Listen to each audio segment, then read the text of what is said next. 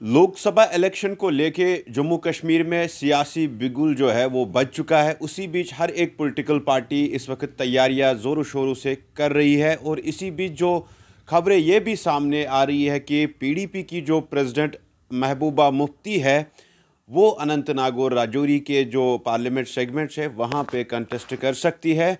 मज़ीद बातचीत करने की कोशिश हम करेंगे एडवोकेट तालिब साहब से, जो कि पीडीपी ट्राइबल सेल के प्रेसिडेंट है। इनसे बातचीत करेंगे और जानने की कोशिश करेंगे किस तरह से लोकसभा इलेक्शन को देखते हैं और कैसी तैयारियां पीडीपी की चल रही है।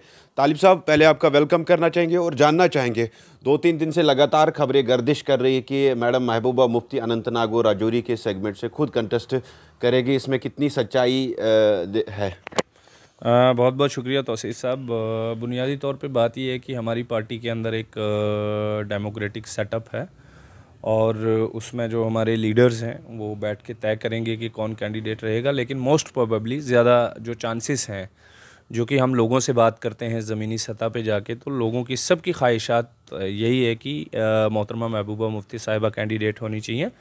हालांकि और भी कैंडिडेट्स थे लिस्ट में, लेकिन अब लोगों की ख्वाहिशात को मद्देनज़र रखते हुए, क्योंकि पूरे जितना भी ये पूरी कॉन्स्टिट्यूंसी है, ये पार्लियामेंट्री कॉन्स्टिट्यूंसी, इसके अंदर जितना भी हमने लोगों से बात किया, तो उसके बाद नेटशल में यही रिज़ल्ट सामने आ रहा है कि लोग चाहते हैं कि मैडम मोहतरमा महबूबा मुफ्ती साहिबा हों, तो उम्मीद है कि वही होंगी इंशाल्लाह। अगर इंडिया अलायंस की हम बात करें, क्योंकि आप पार्टनर हो इंडिया अलायंस के, तो जिस तरह से नेशनल कॉन्फ्रेंस की तरफ से ये कहा गया था कि 3 सीट्स पे हमारी बात हो रही है और जम्मू की 2 सीट्स वो कांग्रेस के साथ हम उन पे भी गौर विचार करेंगे, तो कहीं ना कहीं हमें ये देखने को मिल रहा है कि पीडीपी का वहाँ पे नाम नहीं है। किस तरह से वो सीट शेयरिंग को लेके बातें चल रही हैं? देखिए तौसीफ साहब, सबसे बुनियादी तौर पर सबसे ज़्यादा ज़रूरी चीज़ जो है हम सब के लिए, लोगों के मसाइल, लोगों की ख्वाहिशात और लोगों के सर से छिनी हुई चादर, लोगों का पामाल हुआ उनका तक़द्दुस, इस रियासत का छीना हुआ तशख़्ख़ुस, ये सारी चीज़ें प्रायोरिटी होनी चाहिए किसी भी सियासतदान या किसी भी पॉलिटिकल पार्टी के लिए।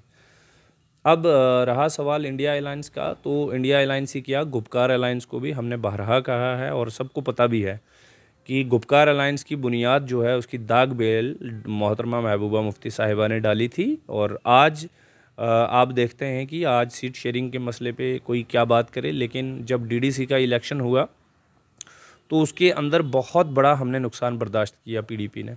मेरे जैसे वर्कर भी जाके मैडम से ये कहा करते थे कि मोहतरमा महबूबा मुफ्ती साहिबा, आपका ये डिसीजन ठीक है हमारे सर आंखों पे, हमें पता है आपने लोगों की ख्वाहिशात के लिए रखा है, लेकिन इसमें दूसरी जमातें जो हैं वो जितना उनका ज़मीन पे पकड़ है नहीं, उससे ज़्यादा चाह रहे हैं शेयर। तो मैडम ने उस चीज़ को कहा कि नहीं, हमारे लिए लोग प्रायोरिटी हैं, हमारे लिए अलायंस ज़रूरी है। तो मैडम ने डीडीसी इलेक्शन के अंदर बहुत बड़ा नुकसान पार्टी को बर्दाश्त करके हम सब ने फिर भी अलायंस को जो था आगे बढ़ाया। फिर उसके बाद आपने खुद ही देखा कि अलायंस किस तरफ से कमज़ोर पड़ने की बातें होती हैं, किस तरफ से स्टेटमेंट्स आती हैं, या किस तरफ से लोग अलग होने की बातें करते हैं, किस तरफ से लोग अलग होकर इलेक्शन लड़ने की बातें करते हैं। तो ये बहरहाल इसके जवाबदेह वही लोग हैं जो अलायंस को तोड़ने की कोशिश करते हैं। हम तो वो लोग हैं जनाब जो पहरा दे रहे हैं गुपकार अलायंस को भी, और हम तो सिपाही हैं इंडिया अलायंस के भी। कांग्रेस के जो भी फैसले होंगे, मोहतरमा महबूबा मुफ्ती साहिबा वहाँ पे रहती हैं, उनकी मीटिंग के अंदर जो भी डिसीज़न होगा हमारे सर आँखों पे, हमारा अहम मकसद वो ये है कि बीजेपी को किसी तरह से कमज़ोर करना है, बीजेपी को किसी तरह से रोकना है। तो उसके लिए हमें कांग्रेस के साथ, कहीं कांग्रेस हमें कहती है पीछे हटने को, हम हटेंगे, कहीं हमें कांग्रेस आगे बढ़ने के लिए कहती है, तो उनको भी देखना होगा। कांग्रेस को भी, अब कांग्रेस बड़ी जमात है, उनको भी पता है कि हम कहाँ क्या है। और दूसरी बात ये है कि आने वाले वक्त में इंशाल्लाह जो भी सीट शेयरिंग पे जो भी फैसला होगा कांग्रेस की तरफ से, हमारी लीडर को एतमाद में लेके, जो कि हैं भी हैं इंशाल्लाह। कहीं ना कहीं हम देख रहे हैं कि महबूबा मुफ्ती जब से उम्रा से आई है वो चुप है, उनकी तरफ से वो स्टेटमेंट्स या अभी कोई ऐसी प्रेस वार्ता भी नहीं हुई। नहीं, वो कहाँ चुप हैं। परसों उन्होंने टोपी पीर के मसले पे उन्होंने बात की और टोपी पीर में कहा कि उनको इंसाफ नहीं दे रहे हो आप, और लोगों के मसाइल तो वो मुसलसल उठा रही हैं तौसीफ भाई। हाँ, इलेक्शन के मसले पे कभी आप उनको नहीं सुनेंगे, क्योंकि इलेक्शन पीडीपी के लिए कोई देखिए, मैं एक एक्टिविस्ट हूँ, एक पार्टी का वर्कर हूँ, एक जगह से कॉन्स्टिट्यूंसी इंचार्ज हूँ, मैं भी चाहता हूँ इलेक्शन हो, असेंबली का इलेक्शन हो और लोगों के मसाइल हल हों, लोगों के लिए लड़ा जाए, लोगों के काम किए जाएं। लेकिन मोहतरमा महबूबा मुफ्ती साहिबा के लिए इलेक्शन कोई बड़ी चीज़ नहीं है। लोगों के मसाइल हल होना और लोगों की मुश्किलात कम होना, उनका अजाला होना, वो उनके लिए प्रायोरिटी है। इलेक्शन के लिए रोना और जल्दी जनाब इलेक्शन करवाओ, ये सब करवाओ, उसके लिए तो मैडम कभी नहीं बोलेंगे, ये तो आप पल्ले बांध लीजिए। तो अगर हम इस सेगमेंट की हम बात करें, अनंतनाग और राजौरी वाला सेगमेंट है, दो प्रोविंसों को जोड़ा गया। एक अगर बात करें, प्रधानमंत्री की भी नज़रें इस सीट पे अब आने वाले टाइम में वो अनंतनाग का दौरा भी करने वाले हैं, क्योंकि जिस तरह से 20 तारीख को भी जम्मू का दौरा कहीं ना कहीं पूरा वो इस मोड में है कि हम अनंतनाग और राजौरी वाली जो सीट है ये जीत जाए। और दूसरी तरफ से अब कल से जो खबरें चल रही है कि टक्कर जो रहेगी वो भाजपा और पीडीपी के दरमियान रहेगी। कहाँ पे अपने आप को इस कॉन्स्टिट्यूंसी में आप इस सेगमेंट में देखते हो पार्लियामेंट से? देखिए जनाब, ये हमारा मुकाबला तो है ही नहीं। ये अवाम वर्सेस बीजेपी है।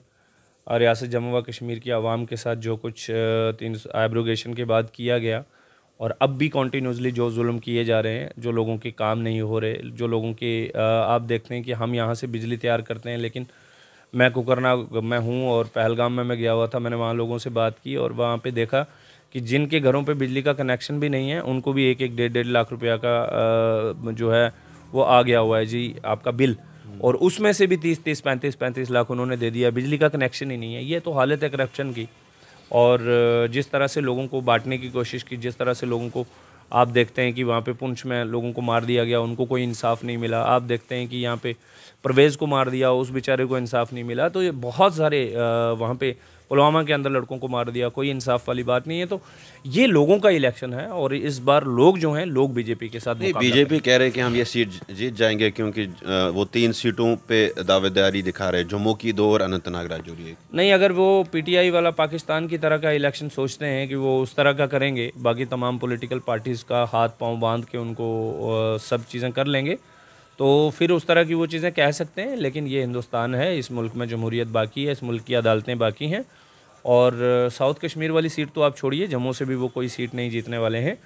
और कश्मीर से तो बहरहाल उनको कुछ नहीं मिलने वाला। रहा जम्मू का सवाल, तो जम्मू में भी नेशनल कॉन्फ्रेंस, कांग्रेस, पीडीपी मिल के जब इनको जवाब देगी तो ज़ाहिरी तौर पे इनको बहुत बड़ा धचका लगेगा। आप जम्मू की सीट की बात करिए तो जम्मू में भी रियासी जो है, रियासी आपका डिस्ट्रिक्ट, रियासी माहौर, उसमें बाकी के कालाकोट को साथ में जोड़ा हुआ है, बाकी इलाके हैं। तो आप देख लीजिएगा आने वाले वक्त में क्या होता है। तो ये बीजेपी को इस बार बहुत बड़ा झटका लगा। लगातार हम देख रहे हैं कि बीजेपी में पहाड़ी लोग जो है वो ज्वाइन हो रहे हैं। जब से उनको शेड्यूल ट्राइब दिया गया तब से कंटिन्यूसली ज्वाइनिंग हो रही है। अब ये भी खबरें आ रही है कि गुजर चेहरे भी है कुछ जो बीजेपी ज्वाइन कर रहे हैं। कहीं ना कहीं इससे एक बूस्ट भारतीय जनता पार्टी को इस सेगमेंट में मिल रहा है। देखिए जनाब, बुरा ना मान जाए कोई मेरी बात का, लेकिन होता तो ये हमारे पड़ोस में इमरान खान की पार्टी से कुछ लोगों ने इलेक्शन लड़ा सपोर्ट करके और वो जीते इंडिपेंडेंटली। बाद में वो दूसरी तरफ जाने लगे। तो आपको पता है कि कॉन्स्टिट्यूंसीज़ के अंदर उनको घुसने नहीं दिया गया, लोटे कहा गया उनको। कल पंजाब असेंबली पाकिस्तान के अंदर लोटे भी दिखाए गए, लोगों के ऊपर लोटे फेंके गए। तो ये लोग हैं, ये लोगों का इलेक्शन है। मैं फिर से कह रहा हूँ, जहाँ तक पहाड़ी लोगों का ताल्लुक है, तो कौन से पहाड़ी चले गए हैं बीजेपी के साथ मुझे नहीं पता। ये हर जगह लोटे होते हैं, चाहे वो गुजरों में हो, चाहे वो पहाड़ियों में हो। उनकी पॉलिटिकल मंशाएँ हैं, सियासी उनके मकासद हैं।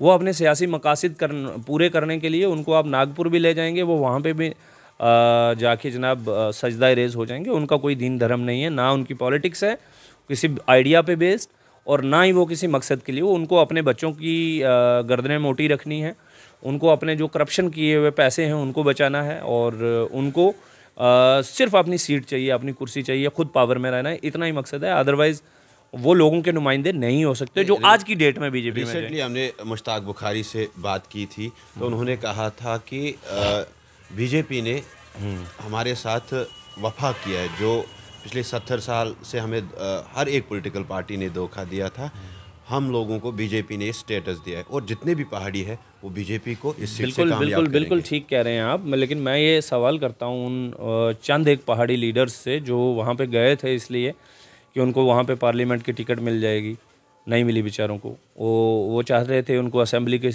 टिकट मिलेगी, पता नहीं किस किस को मिलेगी, मुझे नहीं पता। लेकिन सवाल ये है कि क्या शबीर खान साहब चले गए? शबीर खान साहब बहुत बड़े लीडर हैं ना पहाड़ियों के, पुंछ राजौरी से गए? बिल्कुल नहीं गए। क्या मुज़फ़्फ़र खान साहब चले गए? आपने देखा? अगर मुज़फ़्फ़र खान साहब ज्वाइन कर जाते हैं, शबीर खान साहब ज्वाइन कर जाते हैं, या इस तरह के बाकी लीडर्स जो हैं पुंछ राजौरी के, वो सारे ज्वाइन कर जाते हैं, तो फिर हम समझेंगे कि वाकई बीजेपी ने पूरी कम्युनिटी जो है, पहाड़ी कम्युनिटी चलेगी। पहाड़ी कम्युनिटी अगर ये सारे लीडर भी चले जाएंगे ना, पहाड़ी कम्युनिटी कहाँ चलेगी बेचारी? पहाड़ी कम्युनिटी आपको आने वाले वक्त में बताएगी, क्योंकि उनको बहुत बड़ा, उनको डिच किया है। वो आने वाले वक्त में उन बेचारों को पता चलेगा। आज भी रोते हैं वो बहुत सारे। 39% उनकी रिजर्वेशन थी, वो कटेल करके। रोज तो हम ज्वाइनिंग देख रहे हैं बीजेपी दफ्तर। सर ये वही लोग हैं जिनको टिकट्स चाहिए। आप इनमें से जाके चेक करिए कौन सा एक्चुअल एक्टिविस्ट है जो मोची बिरादरी से है। कोई आपने उनमें कास्बी बिरादरी का एक्टिविस्ट देखा? कोई आपने उनमें जेन्युइन जो पहाड़ी कम्युनिटी का बंदा, पढ़ा लिखा बंदा है, उसको देखा? मैं ऐसे अब नाम नहीं लेना चाहता, ऐसे बेशुमार लोग हमारे कांटेक्ट में जो रोते हैं। तो ये आने वाले वक्त में आप देखेंगे। मैं इसीलिए कह रहा हूँ ये आने वाला इलेक्शन जो है ये अवाम वर्सेस बीजेपी है। अवाम वर्सेस बीजेपी। क्या आपको लगता है कि इस सेगमेंट में गुजर कम्युनिटी का जो वोट है वो डिसाइडिंग वोट है? दोनों चाहे पीएजीडी का कैंडिडेट हो चाहे बीजेपी हो, डिसाइडिंग फैक्टर है वो वोट? देखिए, गुजर कम्युनिटी के वोट्स की तो हमेशा डिसाइडिंग फैक्टर रहता ही रहता है, वही हमेशा डिसाइड करता है। लेकिन अब की मर्तबा मैं फिर से आपसे गुजारिश कर रहा हूँ कि बीजेपी के ने रियासत जम्मू व कश्मीर के साथ जंग छेड़ के रियासत की पूरी आवाम को अपने ख़िलाफ़ खड़ा किया हुआ, और आज वो इलेक्शन किसी पार्टी के ख़िलाफ़ नहीं लड़ रही बल्कि रियासत की आवाम के ख़िलाफ़ लड़ रही है। रहा सवाल कि बीजेपी के साथ, तो बीजेपी के साथ गुजरों की क्या बात करते हैं? गुजर तो कोई जाएगा ही नहीं। जो गुजरों के चंद एक लोटे जाते हैं वहाँ पे या गए हुए हैं, वो भी चंद दिनों में कुछ एक रिज़ाइन करने वाले हैं। जो नहीं भी करेंगे, देखिए उनका सोशल बाइकाट होगा। और दूसरी तरफ से आप देखिए वो पंच भी नहीं बेचारे जीत पाएंगे, वो तो उनकी नैया डूब गई। वो चंद रुपयों की खातिर बेचारे कोई चले जाते हैं तो जाएँ। रहा ताल्लुक बिरादरी का, एज अ कम्युनिटी जो है, आपको आप देखेंगे कि गुजर बिरादरी जो है वो नहीं जाएगी, और इनफैक्ट पहाड़ी बिरादरी जो है ना, वो भी बीजेपी को सबक सिखाएगी जो उनके साथ उन्होंने खेल किया है। ये कोई एज फैक्टर रहेगा जो रिसेंटली हम देख रहे हैं कि गुजर कम्युनिटी के अंदर एक गुस्सा है जिससे रीजनल पॉलिटिकल पार्टियों को कोई एज मिलेगी? ये आप आने वाले वक्त में देखेंगे, और मैं इसमें अब ज़्यादा क्या ही कहूँ। और दूसरी बात ये है कि आप अल जज़ीरा का आर्टिकल पढ़ लें कल परसों का। अल जज़ीरा दुनिया का माना हुआ चैनल है, न्यूज़ चैनल है, तो उन्होंने इस पे तहकीक की है। तो वो सारी जो रोज़े रोशन की तरह आया है, उसमें मैं क्या ही कहूँगा। मैं ये बोल रहा हूँ कि पहाड़ी कम्युनिटी जो है वो भी बीजेपी के ख़िलाफ़ जाने वाली है, ये मैं आपको बता रहा हूँ। मेरा इस पे, हाँ, मैं दावे से कह रहा हूँ। और वो इसलिए जाएंगे क्योंकि उनके साथ बहुत ज़्यादतियाँ हुई हैं। वो भी आने वाले वक्त में बताएंगे आपको कि क्या हुआ, और आने वाले वक्त में और चीज़ें खुलेंगी। ये तो फ़िलहाल इलेक्शन का है, अभी फ़िलहाल हल्ला गुल्ला चल रहा है। लेकिन मैं फिर से कह रहा हूँ कि अगर शबीर खान साहब, मुज़फ़्फ़र खान साहब और जितने भी बड़े लीडर्स हैं जो पहाड़ी बिरादरी के जो बड़े लीडर हैं, हाँ, उनके साथ लोग नहीं, मुज़फ़्फ़र खान साहब के साथ लोग नहीं हैं, शबीर खान साहब के साथ लोग नहीं हैं, तो फिर किसके साथ हैं? लोग किसके साथ हैं? बुखारी साहब के साथ हैं, जिन्होंने ये तक कह दिया कि मैं जहन्नुम जाने को तैयार हूँ। तो ये इन लोगों का, बेचारों का कुछ नहीं है ख़ास। हाँ, आने वाले वक्त में आप देखिएगा, इलेक्शन के जब रिज़ल्ट होंगे या इलेक्शन की जो पोलिंग होगी, उस दिन आप देखिएगा कि पहाड़ी बिरादरी भी इनको सबक सिखाएगी। मैं ये दावे के साथ कह रहा हूँ आपको। चलो, बात करने के लिए शुक्रिया। ये थे हमारे साथ तालिब हुसैन, इनसे हमने बातचीत की थी। आपकी क्या राय रहेगी? आप ज़रूर कमेंट सेक्शन में अपना कमेंट शेयर करिएगा। फ़िलहाल मुझे दीजिए इजाज़त। अल्लाह हाफ़िज़।